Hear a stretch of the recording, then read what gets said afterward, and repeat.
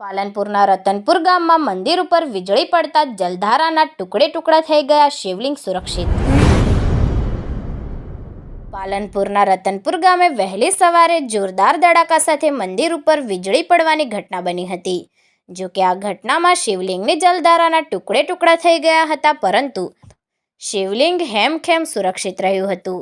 જો કે આ ઘટના દરમિયાન જલધારાના ટુકડા 200 ફૂટ દૂર સુધી વિખેરાયા હતા।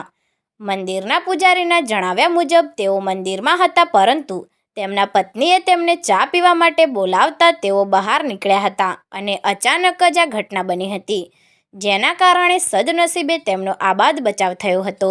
ઘટનાની 5 મિનિટ પહેલાં અહીંથી શાળાએ ભણવા જતા બાળકો પણ પસાર થયા હતા, પરંતુ 5 મિનિટ બાદ આ ઘટના બનતા બાળકોનો પણ આબાદ બચાવ થયો હતો।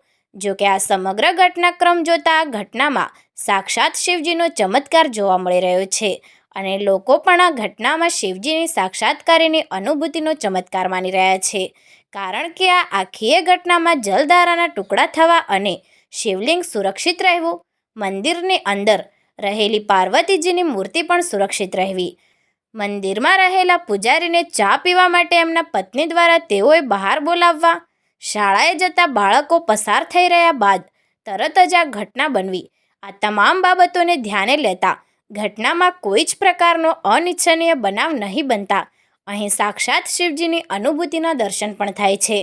જો કે અહીંના સ્થાનિક લોકો આ ઘટનાને ભગવાન ભોળાનાથનો સાક્ષાત ચમત્કાર ગણાવી રહ્યા છે, કારણ કે જલધારાના ટુકડા થવા અને શિવલિંગનું સુરક્ષિત રહેવું એ પણ ચમત્કારથી કંઈ કમ નથી।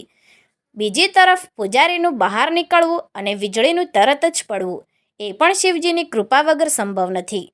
આમ આ ઘટનામાં ભગવાન ભોળાનાથે જાણે કે વીજળીને પોતાના વશમાં કરી હોય તેવું પણ ક્યાંક ને ક્યાંક ઘટનાના ક્રમ ઉપરથી પ્રતીતિ થાય છે।